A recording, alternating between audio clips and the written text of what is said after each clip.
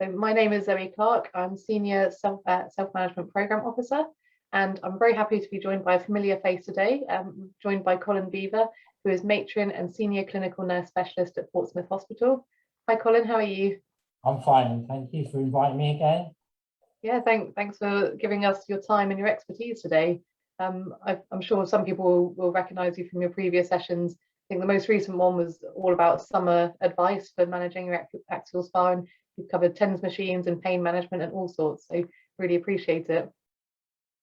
Right. For anyone who's not seen one of your sessions already, do you want to tell us a little bit about yourself before we get started? Yeah, so as you mentioned, I'm a nurse, a matron, so I'm responsible for rheumatology services here in Portsmouth. I also look after orthopaedics and pain services. I'm still lucky that I do about a day and a half a week of clinical practice. So that's running clinics and also running our helpline. And then the rest of this time, I'm a service manager. So I'm responsible for building services and making sure the services are responsive to the needs of the local community. So I have a day a week working on that sort of work. And it's quite an interesting time with changes around NHS services again, post-pandemic, and what we're going to be expected to deliver through the new ways of working through the NHS GP networks. It's quite an exciting time, really. That must be really interesting work, and nice to keep that balance between clinic work as well as looking at the bigger picture as well. Yeah, I've dropped clinical sessions in the past and I've really missed them. So I was quite keen to get back in to do them again. And I've got 25 years experience in rheumatology. And then I joined the NASS as a nurse advisor many years ago as well.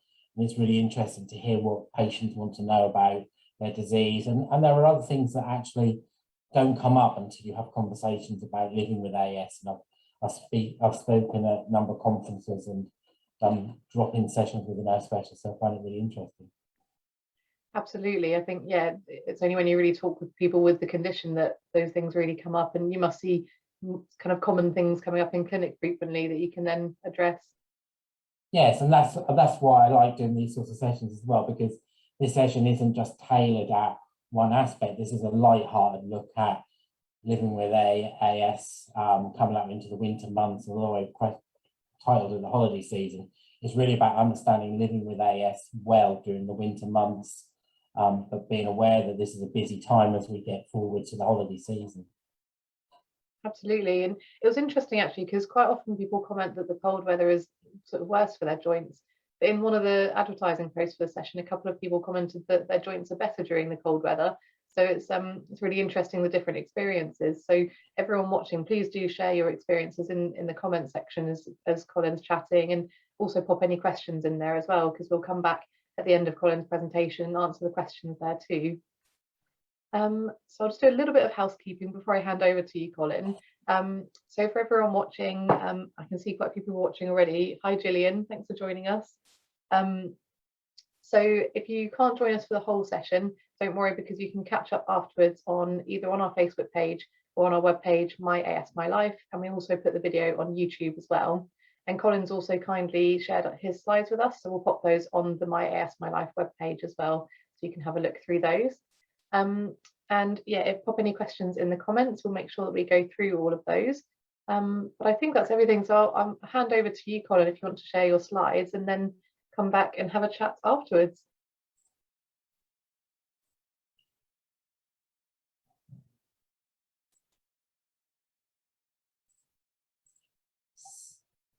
Can everyone see my slides all right? Yep, that's perfect, thanks.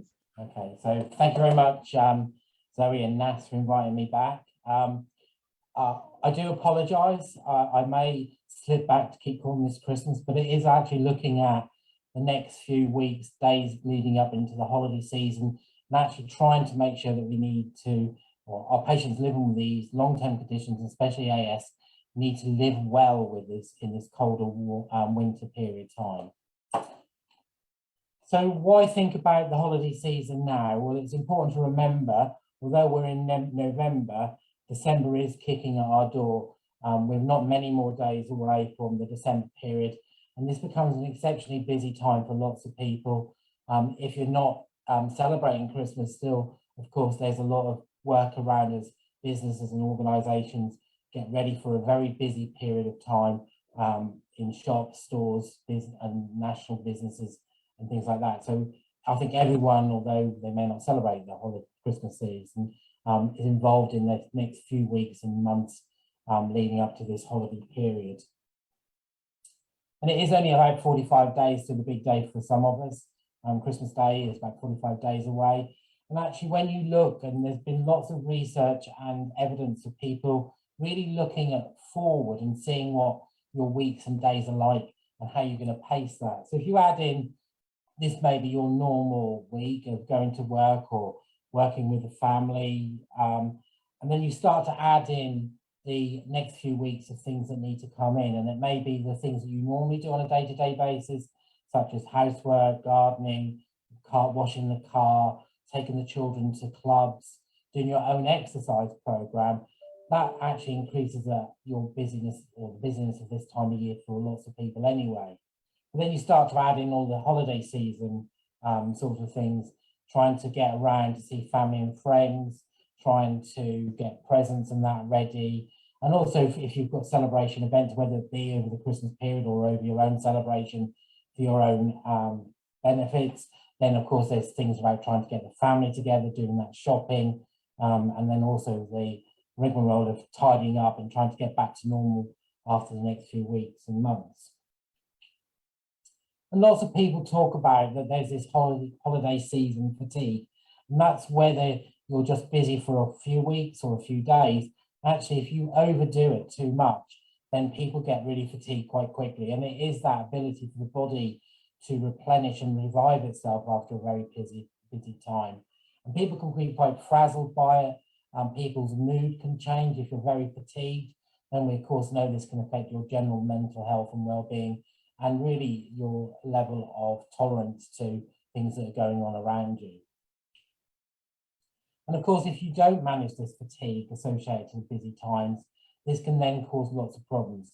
It can exacerbate levels of pain, which then can also cause more muscle tension, which then may increase daily stresses on the body and on yourself, which then may affect your general ability to do activities that you need to do, increase your level of fatigue, affect your mood. And then once again, this cycle continues to spiral out of control.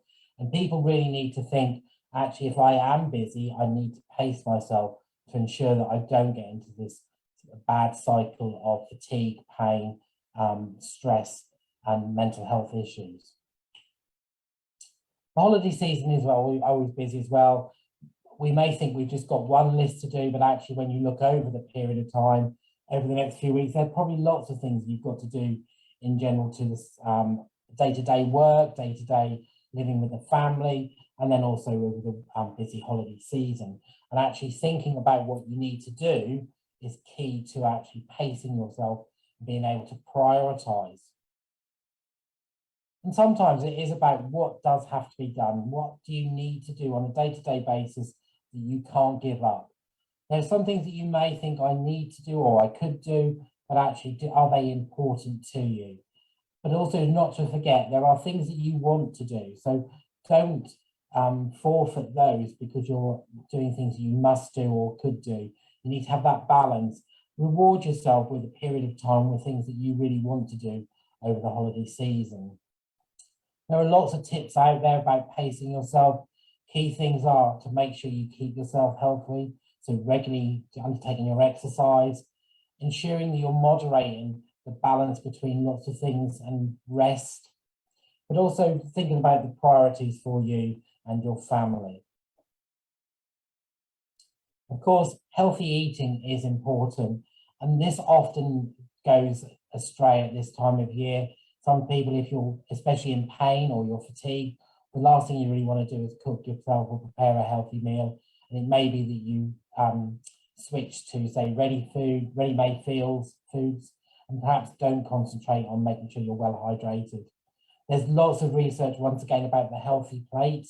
And this talks about what foods you should have on your plate and what foods you should limit. So things like the healthy plate talks about 50% of the plate needs to be healthy, non-starchy foods such as vegetables, salads. and then perhaps using 25% of the plate having starchy vegetables or whole grains, and then 25% of the plate being the lean meats or fish or vegetarian type foods. Also, we see at this time of year, people start to perhaps drink a bit more alcohol, whether it be out with family and friends. But it's key to remember the government has some recommendations, and most patients on some of the medications that we use in rheumatology should only be having about the maximum 14 units of alcohol per week. Not to binge drink. Binge drinking is not good for your liver. It's trying to detoxify your medications as well as the alcohol. And there's some really good interest. If you've never tried the non-alcoholic type cocktails, they're really fun. They're quite fun thing to do as a family or as a couple. And also they're quite tasty and quite nutritious for some people. The next few weeks are busy as well for the NHS and your healthcare professionals. So remember, try not to book things too late. If you need blood tests, book them early on. I'm pleased to see that the problem around supply of blood sample bottles has now improved. So patients shouldn't be being turned, or people living with arthritis and AS on biologics and other medication should no longer be turned away for their regular blood monitoring. Ensure that medicine supplies are ready for the holiday season. If you're going away, or even if it's a 4-day bank holiday, make sure you've reviewed your medication and ensure that you have the right medication supplies that you need for that period of time. It's surprising, but we always find on the 24th in the afternoon of December, lots of people ring us and say, oh, they've just counted and they're going to be out of their sulfasalazine, they're going to be out of their non-steroid, or they're going to be out of supply of their painkillers.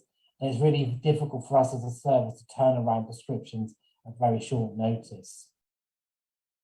Hopefully people have booked and have received their seasonal flu.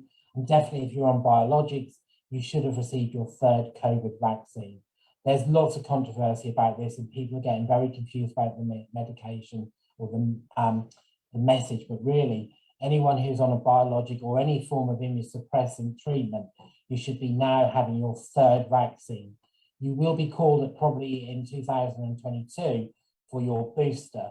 But it's important that you say to your healthcare professionals, you're on a biologic or disease-modifying drug, immunosuppressive, and you need your 3rd vaccine. And also this time of year, we see high DNA rates in the NHS. People forget their appointments because their lives are busy, or they just forget to turn up. But do look at your calendar and make sure that if you've got an appointment and you can't hold it down, you actually do cancel rather than not attend.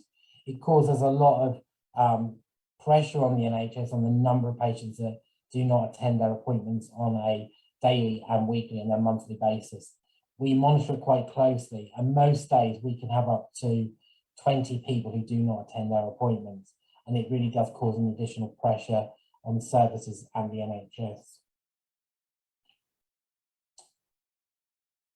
Over these next few weeks in the colder weather, and Zoe mentioned earlier on that some people find the colder weather better for their joints and some people find the colder weather worse for their joints. And we are awaiting some research that's been undertaken for many years, looking at the different barometric pressure and the cause on arthritis, or the benefit it has to arthritis, or the difficulties it causes. But it's definitely important over these next few weeks as the weather gets colder to just review things. You've learned a lot over this year through the NASS live talks about different subjects, but look and ensure that you're following the things that have been recommended. So key things for people with AS and lots of general population is really the proper posture, making sure that you're not doing activities that strain on your spine. So looking at your posture, whether you're doing texting on a laptop, picking up parcels or picking up items off the floor, sitting on the chair, making sure you've got good posture and doing the exercises that support good posture during the work, home, and your hobbies and activities. The other thing is about making sure, we've talked about this in previous talks with myself, about what toolkit have you got out and available for you should you have a specific joint pain or general joint pain. So we've in the past talked about using heat or ice packs. We've talked about the benefit of using a TENS machine. And of course, your physiotherapist will have regularly talked to you about doing your stretches and your range of movement exercises to keep sure you're protecting those joints and maintaining strength and range of movement in the joints that are affected by your AS. Remember, there is an opportunity to review your pain toolkit. So whatever you've got in a box of kit together to manage your pain is still working. So things like if you are using a TENS machine, do you have enough pads and do you have batteries to make sure it's working?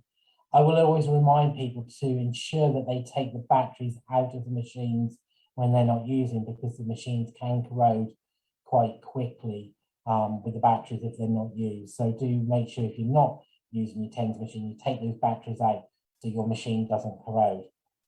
And if you've forgotten about the stretches that you need to do, once again, do visit the NASS webpage, because there's lots of information on there about exercises that people should be doing as a day-to-day exercise program, stretches that are key to managing their condition. Thinking about birthday presents or any presents that you might want over the next few weeks, there are some top tips that I would always recommend people. If you've never used a TENS machine, then do think about a TENS machine, because I think it's quite good, specific for certain joints, especially some of the lumbar spinal, the spinal pains as well. They're not a thing that you can easily just pick up and think, I'm going to get the benefit. You sometimes have to test them, try them in different positions, especially the pads in different positions, to see if you can get good joint relief. I love the fact that there are so many different hot water bottles out there and things at the moment to get warmth, and these new long hot water bottles are very good if you've got spinal pain and you find warmth helpful. They're not that expensive now and are really good for people with back pain. But also remember, you can, if you've got a shoulder pain, using a long hot water bottle, you can drape it over the shoulder, which will give you sufficient warmth coming through. There are lots more apps out there as well. So getting someone to sign you up as a present for different apps about living well with your arthritis, range of movement exercises. There's some fantastic apps out there now. They're not too expensive. And the good thing about them are they also give you feedback about how you're doing with the exercise program. A good tip, if you love massage and family and friends don't know what to buy you, ask them for perhaps a pamper massage session would be really useful. In addition to the heat hot water bottles, there are now some, once again, these electronic heating pads, which specifically if you've got problems in the neck and shoulder, you can have them that just fit over the neck and the shoulder. And there's a new one on the market, which once again isn't too expensive, about £24, where it's actually a complete back and rib cage heat pad, which will once again really helpful. You've got grandchildren who want to spend, or young children who want to spend a few pennies on you, then some of the hot and cool pads are a fantastic thing to have in the bottom of a drawer should you have a flare of a specific joint. So very good for knee, shoulder, wrist, elbow pain. And I don't need to stress this, keep up with your exercises. During the winter periods, you will find that it's difficult to, especially over the bank holiday period, perhaps for your access to swimming pools. But actually it is important to look at ways you're going to maintain that water-based exercise if you find it benefits. I always go back to one of my ladies who talked to me about that she finds it really, really cold swimming in the winter. So she would find that going to the swimming pool in the winter, she didn't like coming out of the pool and then getting back into the car. And one of her friends decided to buy her a hot water bottle. And what she does now is when she arrives at the she has the hot water bottle wrapped around her swimwear when she goes to the swimming pool. And when she's in the swimming pool, she uses the hot water bottle to keep her clothes warm and her towel warm in her locker. And then once she's dressed and warm in the nice clothes, she uses that hot water bottle at the back of her lumbar spine when she's in her car driving home. So think about different ways of doing it, or keeping your swimming up. And if you find that the colder weather puts you off, then look at tips that actually may allow you to keep warm going to the swimming pool and on the way home. If you can't access your local NASS swimming classes, then do perhaps touch base with some of the classes in local other pools. Maybe you can join those. Some are tailored for people living with arthritis, and some are more specific. Maybe not go and do a high intensity water aerobics class, but actually ask the local sports facility what they have on offer. If you're away on holiday, then do take advantage of perhaps using the hotel or venue's swimming pool. I'm not too sure many of you will want to do the open water swimming, although this morning, once again, Vanessa Phelps was talking, there's been this big surge in open water swimming around the country. So you may find if you do like swimming in cold water, there's a local open swimming class. And they're really funny. The picture of the Dalmatian is my dog, or my previous dog. We used to take her swimming local dog hydrotherapy pool. But the good thing was that we could actually get in the water with her. We were able to exercise with her in the pool. So if you've got a dog, look up a local hydrotherapy pool for dogs, and you can get the benefit of exercising your dog as well as doing your own exercise in the pool. Also, if you are having to find that your local NASS or your local pool is closed for the Christmas period, just talk to your physiotherapist to make sure that you've got exercises, perhaps a sheet which has been laminated so it's water safe. So when you get to your local pool, you can do the exercise program that's been recommended by your physiotherapist. And don't forget, if you stop exercising, how quickly you lose the benefit of any exercise you've done over the previous weeks or months. So do look and make sure you maintain some form of level of exercise and activity. I know you've had a talk on osteoporosis, but it is important to remember your osteoporosis risk factors. Sit down, perhaps think about how much caffeine you're drinking and how much that may have a detriment to your bone health, how much alcohol you're drinking, once again, the detriment to the bone health, how much of a sedentary life you have, are you underweight, are you smoking, and now you are having a low calcium and vitamin D diet. And this is time, once again, for you just to reflect on some of the things that you can do that will reduce your osteoporosis and improve your bone health.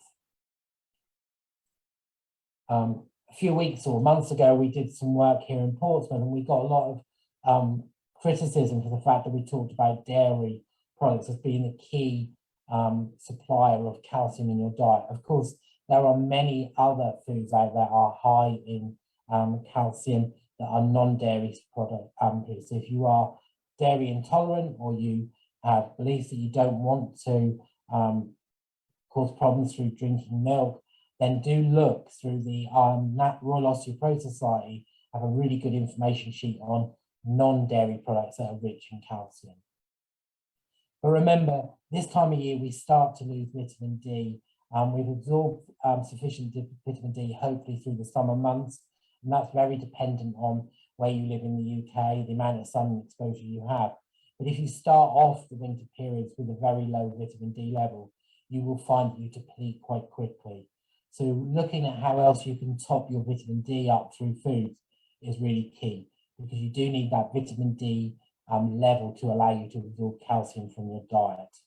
And once again, the Royal Osteoporosis Society produced a very good information leaflet for people about healthy diet for people living with osteoporosis or at risk of osteoporosis and bone health issues. If you've had one fracture, and this is a very different pattern of how healthcare is provided across the UK, hopefully most people nowadays, if they break a fracture through what's called a fragility fracture, maybe a fracture of a wrist or a limb following a low trauma fracture, say falling from a chair or just falling from a standing height. If you've had one fracture and you're over the age of 50, hopefully you will have been picked up by a fracture liaison service. If you don't have a fracture liaison service locally, then you do need to perhaps have a conversation with your GP about your osteoporosis risks. And there are some simple tools online from the Royal Osteoporosis Society that can help you determine whether your fracture may have been as a result of osteoporosis, weakness in the bone. But don't get into the downward spiral, fracturing one bone, not doing anything about it, and then having a subsequent fracture maybe 6 months to a year down the line. Of course, if you've got other risk factors, so you've got celiac disease, inflammatory bowel disease, the age of 50 is just a guideline, and it may be that once again, if you're fracturing and you're in the ages of 40s, you may need to have a conversation with your healthcare professional about your bone health. So don't let one fracture stop you having a worthwhile conversation with a healthcare professional. And once again, the Royal Osteoporosis Society are very good at giving anyone advice about bone health and low trauma fractures. So living longer is important. We all want to live longer, and simple lifestyle choices are key to that. So not smoking is definitely detrimental or important. It's detrimental to bone health for osteoporosis, but it's also detrimental in that it appears to make most of the inflammatory arthritis more aggressive, and you're less likely to respond to disease-modifying drugs. And for the patients with AS, especially on biologics, it may prevent you responding as well to a biologic. Being overweight is not good for your joints. And I know I'm not the best advocate of that because I'm overweight, but I know if I put more weight on, I definitely suffer from more pain in my knees, my ankles, in my back. So managing weight is important.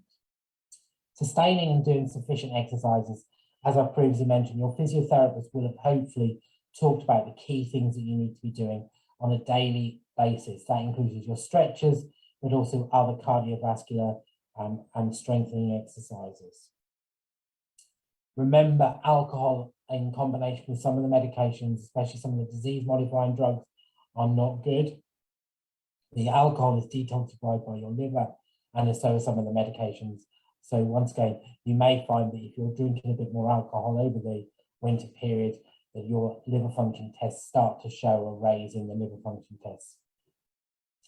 The key thing for all patients about living longer is about understanding your AS, and I'm really pleased to see what NASS have done over the last few months and years in really trying to raise that awareness with people about how living with AS is a multifactorial. You need a healthy lifestyle as well as a good healthcare professional team. And that knowledge that you have about your disease will definitely stand you strong in years to come. Also, as we get older, we do gain more other health problems. We call them comorbidities. And once again, you do need to have a good conversation with a healthcare professional about lifestyle choices that you've had that may contribute to a poorer outcome with your AS if you've got other comorbidities. Looking at how you self-manage flares, and I know NASS have done a lot of work around flare management. There are things that you need to do as soon as you start to notice a flare is coming on, and what to do if your flare is continues. Medication compliance. No one likes really taking medications, but they are a cornerstone to managing your disease. And understanding what medications you're on and how you should take them correctly is really, really important. Skipping doses of maybe your biologics or other medications will only potentially cause you to run into problems later on. And always working with your healthcare professional team. The NHS and GPs have definitely taken a lot of criticism recently because we're doing a lot more virtual work. But actually making sure that you're having good communication using the virtual world with your healthcare professional is important, whether it be your doctor, your GP, whether it be your rheumatology team. But remember, if you're worried about anything, and definitely symptoms of perhaps COVID or other health problems, then the NHS 111 service is an excellent service, both using the online web tool or having conversations through the telephone to make sure you're having a good advice about living well with different other conditions that may be coming on, or maybe you've got an infection, you're worried about what to do. A good night's sleep. We all benefit from a good night's sleep, and it was quite interesting. Once again, this week, I had a listen to a session on Vanessa Felt was talking about But actually, we all do need to make sure we have good sleep. Sleep is important for many reasons, but it's important for our mental health and well-being. It's also important for our immunity. We know that people who have poor sleep patterns or poor quality of sleep, their immune system may be slightly affected. But of course, remember, as we get older, we don't need as much sleep as we did as younger. And lots of people report that actually they're worried they're no longer sleeping as much as they used to and perhaps struggling. Of course, if you're having a night's sleep and feeling unrefreshed, then that's slightly different to a night's sleep and being able to tolerate. And there's lots of information out there about how people can improve their quality of sleep. We know that arthritis, especially AS, will contribute to problems with sleeping, mainly because of pain and discomfort. And it may be worthwhile, once again, looking at the position you're in bed. Are you needing to use something like the long hot water bottle to help you get comfortable? If you're finding it and you're not sleeping well overnight, look at your sleep patterns during the course of the day. Are you excessively napping? Look at the environment you're in. So is the room too noisy? Is it too warm, too cold? Is it too bright? One of my neighbours is really funny. They've just put some lights in their garden, and my bedroom is just like being in a night disco some nights, the flashing lights and the bright lights. And it really does affect my sleep. I need a dark room. I need a dark, cool room to fall asleep. If you've got restless leg syndrome, once again, the NHS webpage has some really good tips about managing restless leg syndrome. But it's important that if you are struggling and your sleep is being disturbed by this, that you have a conversation with your GP. Looking at your bed and your pillow is important. And once again, is it new and therefore a bit more too firm, too soft, or is it new to you? So if you're staying with family, friends, in hotels, on holidays, in caravans, then you may find that different beds do affect your AS because you can't get as comfortable. There are other things that may disturb your sleep, such as alcohol, caffeine, nicotine, recreational drugs, which hopefully not too many of our patients are using. If you've been doing a lot of traveling or traveling abroad and using airplanes nowadays, the jet lag, which will affect your sleep, trying to get back into a normal rhythm with the changes in time. And I've really struggled over the last few weeks moving with the summer and winter time changes in the clock. It takes me about 2 to 3 weeks to get back into a good sleep pattern. If you're doing a lot of different shifts, that will affect your sleep. So if you're doing nights, days, evenings, weekends, once again, it may affect the quality of your sleep patterns, which once again can exacerbate some of the symptoms of fibromyalgia, which may be an overlap. And don't forget, if as we get older, we do need to get up to the toilet, perhaps in the night, maybe once or twice. And lots of people stop drinking and perhaps a cup of tea in the evening or even water in the evening for the fear it disturbs their sleep. If you are having nighttime urination frequency of going to the toilet, then once again, reassess that perhaps with a healthcare professional, because there are medications that can help irritable bladders maybe overnight. There are things that talk about sleep deprivation. There's a really good web page which looks at your sleep deprivation and some tips on identifying. So things like, if you need an alarm clock to wake you up, do you rely on the snooze button to give yourself extra sleep? Do you find it difficult to get out of bed in the morning, not for your joint stiffness or your spinal stiffness, but generally the motivation to get out of bed in the morning? Do you feel sluggish in the afternoons? Through to, do you nap regularly through the day? So do look at your sleep and also the day or the morning when you get up, what do you feel like, and also how much you're napping during the course of the day. Napping has been in and out of vogue for many times, and I can remember when I first did rheumatology, we were encouraging patients not to nap, but actually there is some benefit or for short nap periods. So maybe not more than 30 minutes can give you a boost in your mood, your general well-being, your creativity, but very much don't let that napping exceed perhaps 30 minutes. Recently, we were talking to a lady. She actually sleeps 16 hours a day. That's not natural. and it's probably there's some kind of sleep deprivation. So do look at your sleep patterns, because that may be a key to improving your general quality of life. Remember, the bedroom is what it's used for. It's not a place to work. If you're definitely at the moment still working from home, perhaps not sitting on the bed with an iPad or a laptop is good. It's not good for your position, but also it's about using the bedroom for sleep and relationship, rather than the whole family sharing a bed and you can't get a good quality sleep. And it's really funny talking to lots of patients about dogs. My parents would never let me have our dogs in the bedroom, but today my dog sleeps with me, but very much disturbs my quality of sleep. But there are other people talking about how their cats sleep on their heads, or they have to position themselves in a position to allow the cat or the dog to be comfortable rather than themselves. Do talk to a healthcare professional if you feel your sleep is being disturbed.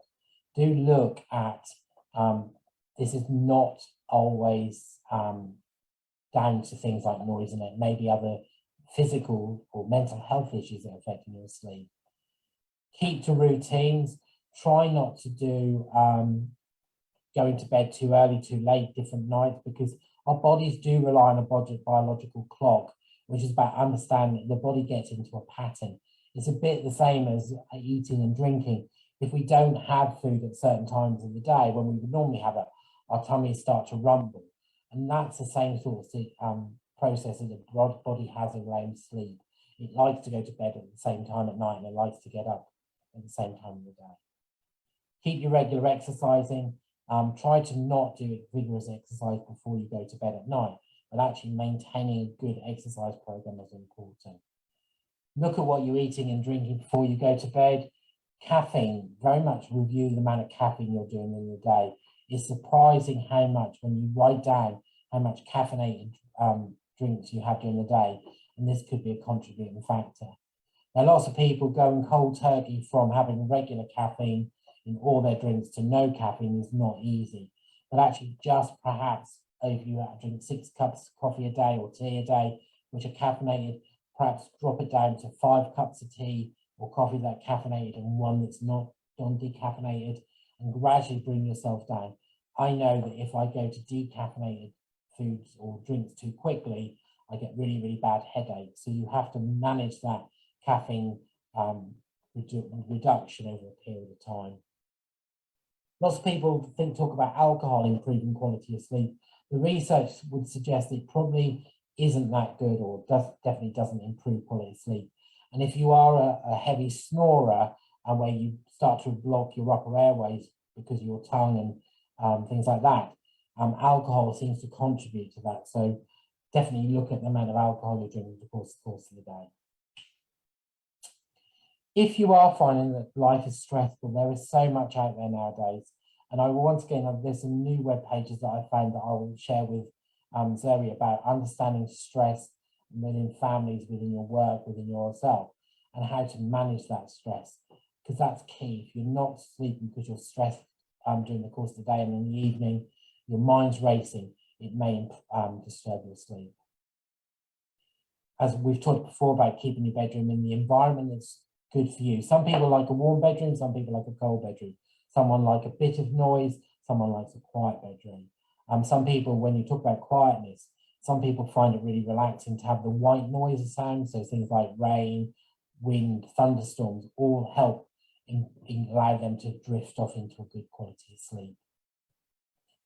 Look at bedtime relaxation routines. Try to avoid things like a PC or a laptop before you go to bed, or even an iPad. They give off this blue light, which is thought to disturb quality of sleep. So do look at that. It stimulates the brain not to want to calm down. Perhaps look at some relaxation techniques to prepare for sleep. If you wake up in the night and you're worried about something, the really hard thing is if you carry on worrying about it, you will find it difficult to sleep. And a tip that's always talked about is just putting a notepad beside your bed, write down what you're worried about, and then hopefully that will postpone you worrying about it until the next day, when you can put the energy and concentration into what you need to sort out. Some good sleep tips. If you're worried about your quality of sleep, once again, there are some apps out there that you can use. You can put them under your pillow, and they will track your sleep, and they will determine, let you know visually how your sleep is. There are also some apps that if you struggle to do breathing exercises, that you can actually project this image onto the ceiling in your bedroom, and it allows you to focus on the image, which in this case was like a circle, and you breathe in relation to the circle becoming smaller and enlarging, deep breathing in and breathing out. I learned on the Gadget Show this week, there's a new sleep pillow. This has numerous factors. It can monitor your sleep, but also it can give those white sound noises through the pillow, which may help improve quality of sleep. There's a whole raft of pillows that are differently designed. So if you've got a normal feather or foam pillow in the old traditional oblong style, you may find that actually adapting or moving to some specific design pillows may help. And you can see the picture of the lady there. If you get shoulder pain, sometimes it's just because your shoulder can't get into good position, and having a specially designed pillow or adaptive pillow is helpful. And then, of course, the bed itself is really important. Partners may like a cooler bed or a warmer bed to you. And it's really difficult because you find that you end up spending all the night moving the duvet on or off yourself or on and off your partner. But today there are many devices. There are these new ones which allow the bed to be, bed temperature to be adapted to your partners and your preference. And if you're finding you're having hot flushes or you find it really difficult because the bed gets too hot, there are even newer devices that can actually pump cool air into the bed to cool you down. Using relaxation sounds is key. I find it really, really helpful. It allows me to focus on the sound rather than what's in my mind. I know Vanessa Felton, I'm a keen Vanessa Felton at the moment. She's doing songs that once they're in your mind, you can't get rid of. She talks about it in the mornings, and hopefully by the end of the day, I've forgotten about those. But if I do go home and I'm struggling to fall asleep, putting some on relaxing music, white noise sound, thunderstorms, rainstorms, helpful.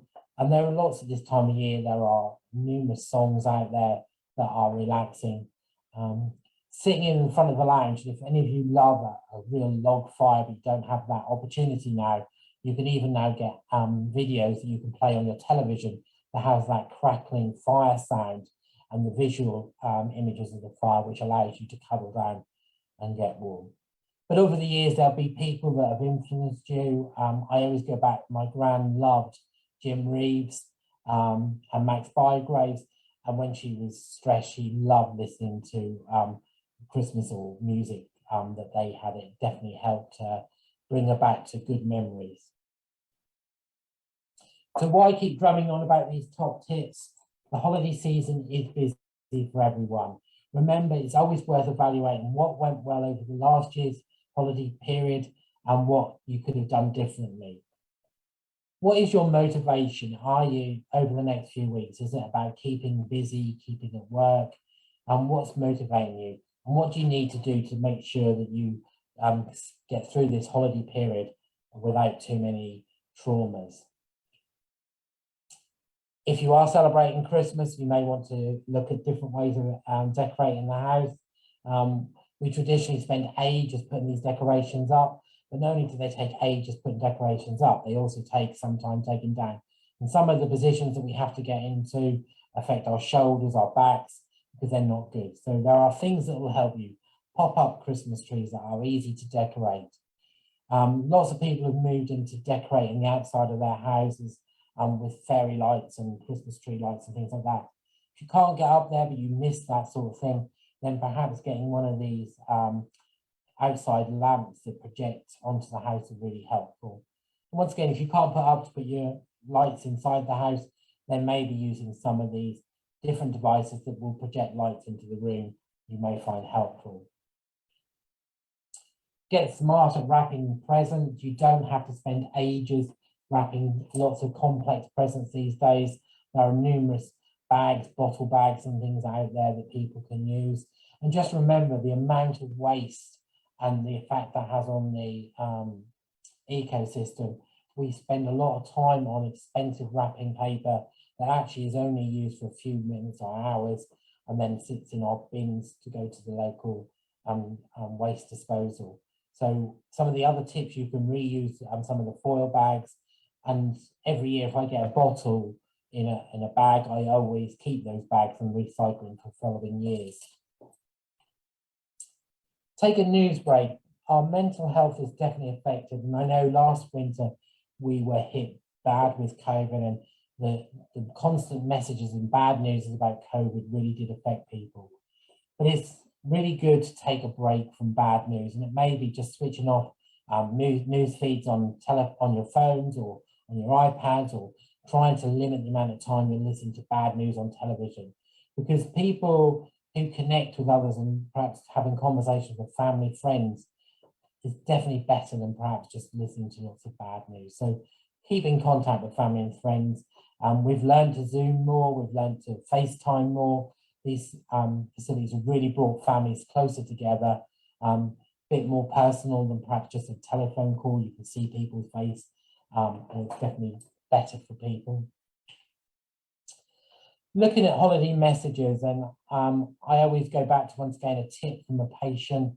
Repetitively writing lots of cards, message cards, takes the strain out on definitely wrists, elbows, shoulders, and also posture and while you're sitting at the table. So perhaps moving to some e-cards, birthday cards, greeting cards, maybe Zoom timing people is a bit more personal. But also what my lady, one of my ladies does is, over the years, she starts to build on her computer a family newsletter. And at this time of year, she'll send that with family photographs to her family and friends through electronically, and also maybe printing a few copies off her elderly family who don't have access. But it's perhaps a bit better than just a card where you repetitively just write best wishes from the family. Also, I've moved away from sending lots of cards to family and friends and donating that money to organisations that I work with. Is a worthwhile of my money, rather than spending lots of money on cards and postage.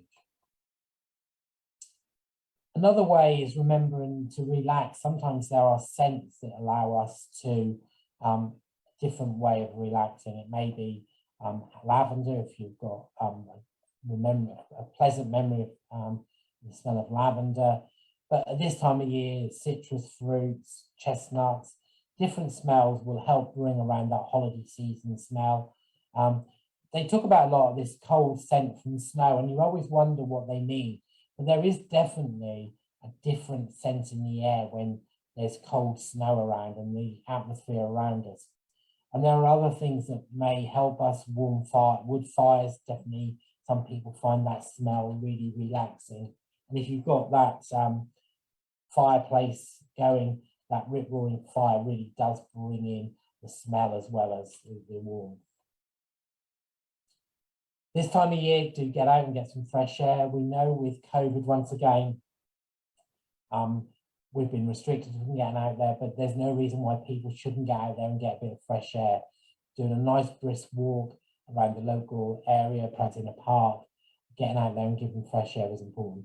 If you can, if you are coped up with family in the home over a period of time, just opening the doors and letting a bit of gust of fresh air will help. We know the benefits of fresh air. It makes your heart rate better and your blood pressure drop a bit. It makes you feel happier. There's evidence around strengthening the immune system and keeping those lungs, getting some of the rubbish that our lungs get bedded down with by sitting indoors, maybe with people who are smoking around us or even vaping around us, that then gets rid of, having some fresh air clears the lungs. Having a nice deep breath on the doorstep helps. And we know that fresh air helps with general energy and a sharper mind.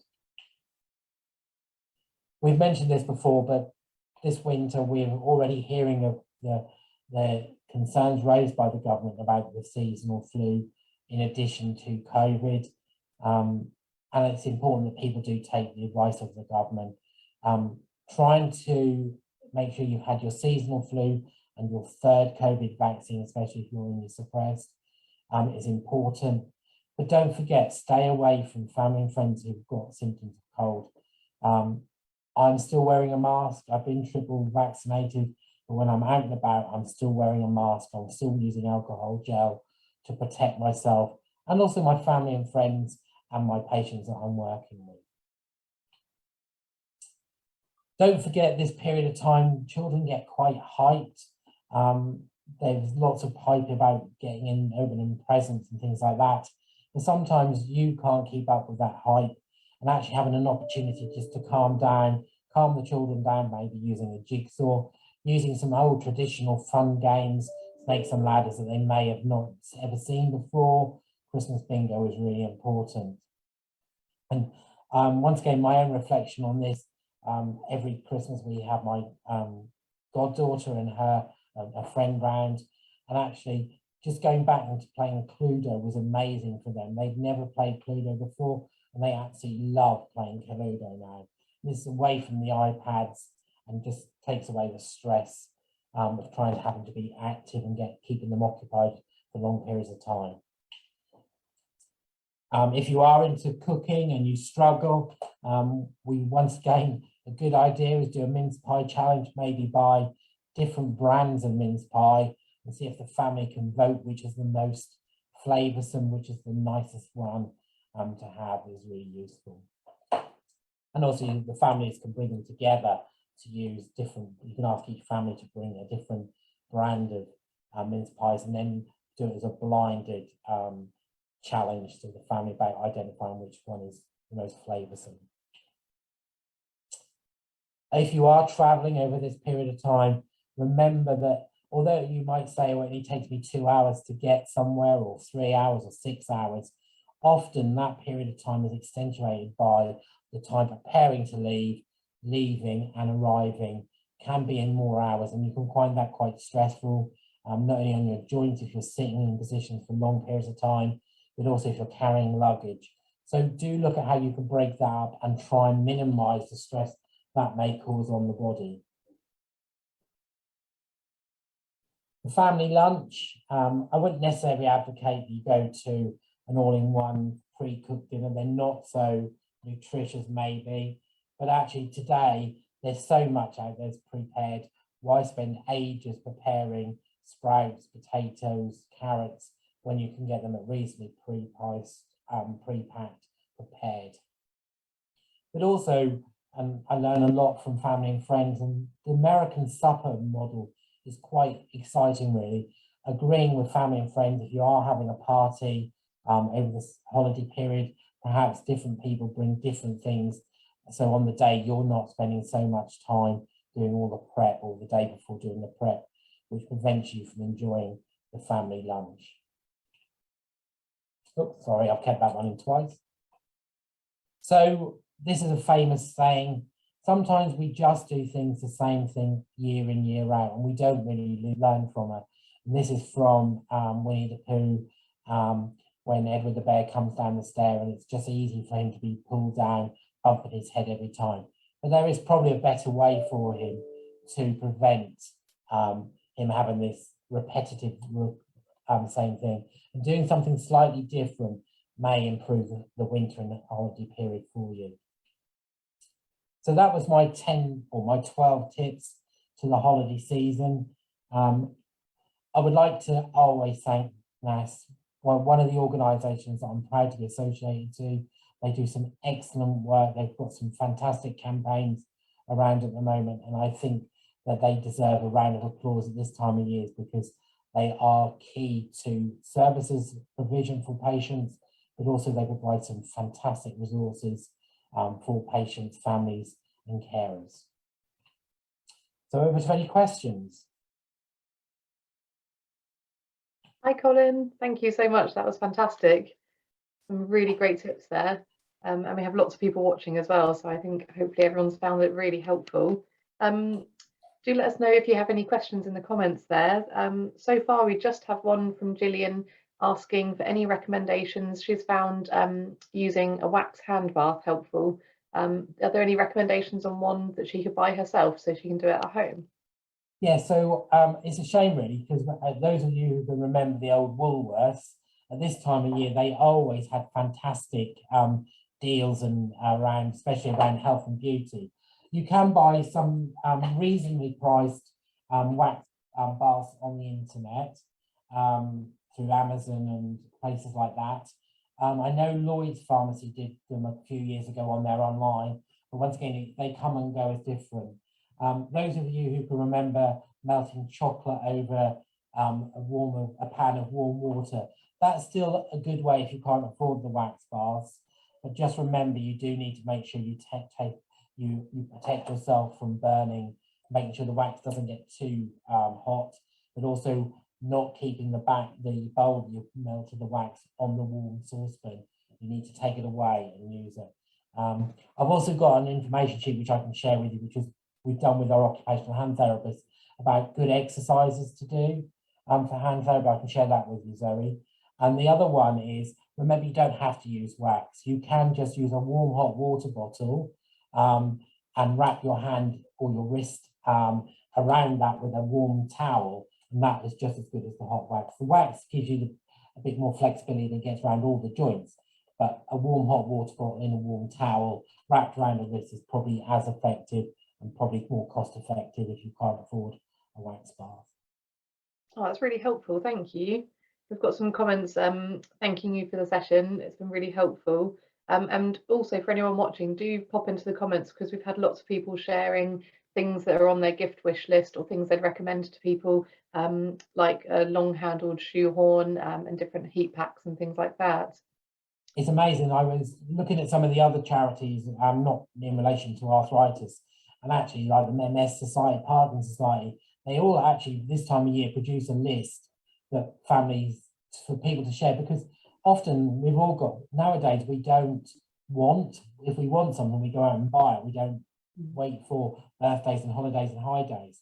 So we're actually running out of ideas, but they've got some really good tips on what to say to family and friends. If you want to buy me something, this is what's on my wish list. They're things I wouldn't necessarily buy myself, but actually if I got them, I'd probably use them. But yeah, adaptions are key.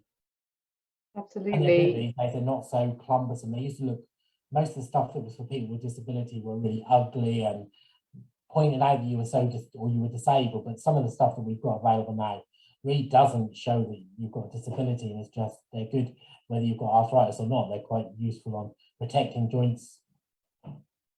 Absolutely, yeah, there's so much more out there now. So thanks again, Colin, that was really wonderful. I will keep an eye on the questions over the next few days as well, and pass any on to you if we get any more added there.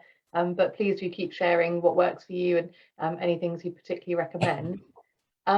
Before we finish up, I'll just remind everyone that we'll pop the slides from today's session onto the website on the My AS My Life page as well. We've linked to that in the video description. You'll also find a link in the video description to a survey that we're running as well, because we'd really like to get your views on the My AS My Life sessions, so that going into the new year we'll make sure that we're scheduling things at the right time and on the right topics for everyone as well. So please do share your thoughts there. And finally, our next session is going to be next Wednesday at 6 p.m, and that's with physiotherapist Josh Poole, who's doing a live HIIT exercise session, so feel free to come along to that. So that's everything from me. Was there anything you wanted to add, Colin, before we finish up? No, have a nice warm winter as best you can. Keep well, keep safe, and keep supporting NASS. Thank you so much for all your advice and information today, and your time as well. And hope you take care and have a good holiday season as well. See you in the new year. Take care. Bye.